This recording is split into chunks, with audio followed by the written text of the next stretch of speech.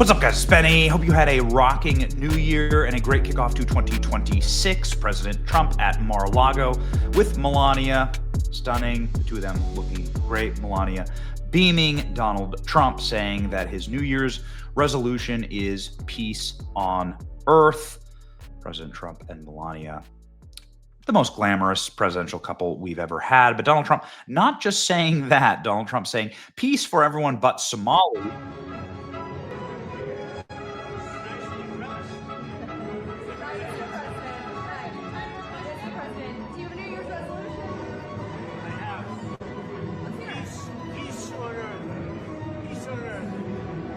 Peace, except, again, for the Somali population that is defrauding America and looting the treasury. President Trump there with his entire family. See, Barron Trump, I mean, dude is just keeps growing taller. He's like got to be 7 foot tall at this point. Barron Trump rocking it out with his dad and mom at Mar-a-Lago. Dude is just chilling. As Donald Trump took a freaking sledgehammer to the Somalis. President Trump going off on Somali fraud on New Year's Eve. They stole $18 billion, and we've had enough of it. It's a giant scam, and we're going to get to the bottom. What a thought process. We have a lot of leaders here, great leaders like Tom Emmer. I watch him on television. He was talking about Somalia today. Where's Tom? He was talking about the Somalian population, and not very nicely. He was not nice. But that's okay. It isn't mine. Where is Tom? Right here. He's great. What a great leader he is. We need you in Minnesota. We need you in Minnesota. He's actually a Washington, big, powerful congressman. But you did a good job today, Tom. Thank you very much. We all appreciate it because we want to take back our country. Can you imagine? They stole $18 billion. That's just what we're learning about. That's peanuts. In California is worse. Illinois is worse. And sadly, New York is worse. A lot of other places. So we're going to get to the bottom of all of it. It was a giant scam.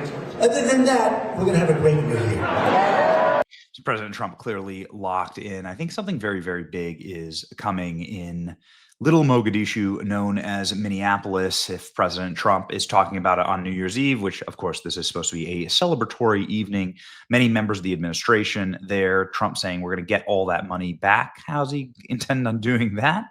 Well, ladies and gentlemen, Donald Trump going nuclear on New Year's Eve. Obviously, this is something that is top of mind for President Trump, saying California is worse, Illinois is worse, and sadly, New York is worse. We're going to get to the bottom of it. It's all a giant scam. So President Trump completely and totally locked in, as is his administration. There were a ton of members of the administration there last night. Pete Hegseth, Kristi Noem, Stephen Miller were there. And as the DJ spun Ice Ice Baby, Stephen Miller and Kristi Noem dancing to Ice Ice Baby. Stephen Miller, very rare Stephen Miller Pokemon here, singing Ice Ice Baby. Here we go. Wait for it.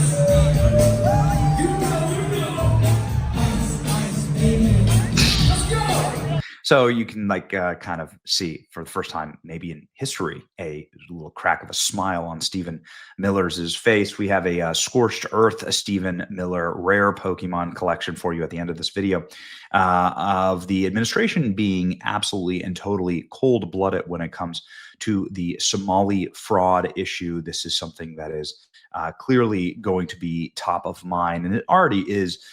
With the administration taking major actions, we've seen raids. I guess you could call them raids, maybe polite knocking on doors. We've seen federal investigators on the ground. They've announced some prosecutions, hopefully many, many more. And obviously, while partying is great on New Year's Eve for the Trump administration, what Americans really want is mass deportations and denaturalization of Somali fraudsters. And according to HHS, and DHS, that's going to happen. Now, HHS has cut off all of the funding for the Somali fraud programs and are now doing major work visualization requirements for any federal dollars. They're going to be doing major testing and verification of the federal monies. It's sort of always been like this, but these are going to be massive, massive changes that are happening across the whole of federal government. The Department of Labor is investigating The FBI is investigating. The DOJ is investigating. And obviously, the Small Business Administration is investigating all of these small business frauds. And so it looks like, at the very least, the federal government and the Trump administration has been activated. How about the Somalis? What's their response to all of this? Healthcare is cut. I'm unable to work or go to school. I understand fraud is bad.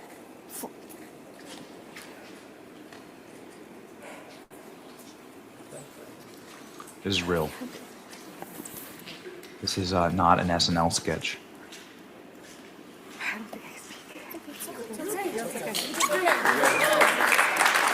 Okay, I understand fraud is bad, she says.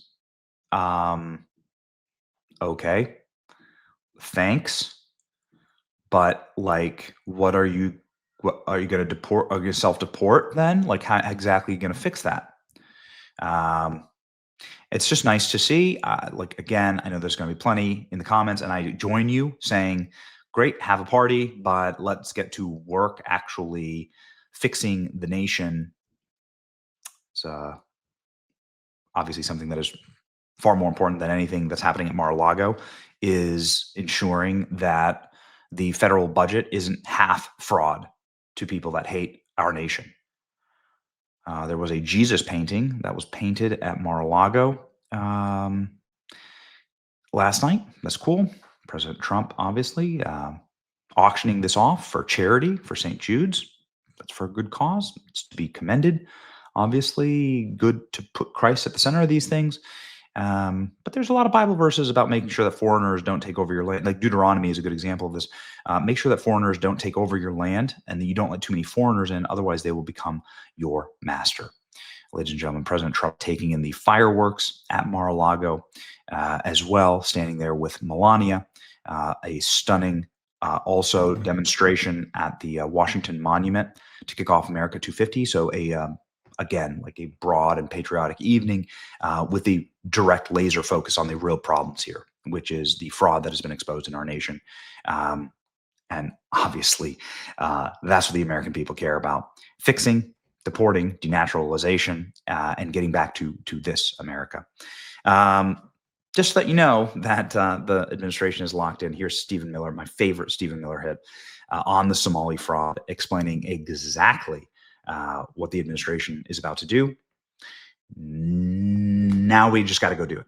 Okay. Happy New Year, ladies and gentlemen. Let's start with deportations. During the civil rights era, and this is the simplest way I can put it, there was a thought in effect. You can go back and you can read the transcripts of the debate at the time of applying civil rights to immigration policy for the globe and to create a civil right for people from every part of the world to come to America in ever-growing numbers. And so a system that for years, as you mentioned, had been tightly restricted, suddenly established this global ability of people in every part of the world to come to America, to bring their families to America, and then eventually empty out their entire towns and their entire villages to the United States of America. And so what you saw between 1965 and today was the single largest experiment on a society, on a civilization that had ever been conducted in human history. Not just the 76 million immigrants that were brought in, largely from the third world, but their descendants too. So you see with a lot of these immigrant groups, not only is the first generation unsuccessful, again, Somalia is a clear example here, not only is the first generation unsuccessful, but you see persistent issues in every subsequent generation. So you see consistent high rates of welfare use, consistent high rates of criminal activity, consistent failures to assimilate. But this shouldn't be a surprise, Will. It's just common sense. If Somalians cannot make Somalia successful, why would we think that the track record would be any different in the United States? Go third world country by third world country. No one's saying, look, there are people all over the world that are great people. But you look at the society. If Libya keeps failing, if the Central African Republic keeps failing, if Somalia keeps failing, right? If these societies all over the world continue to fail, you have to ask yourself, if you bring those societies into our country and then give them unlimited free welfare, What do we think is going to happen?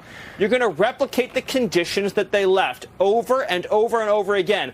And we mask the impact of immigration in every public policy issue we discuss. We talk about test scores. Well, if you subtract immigration out of test scores, all of a sudden our test scores skyrocket.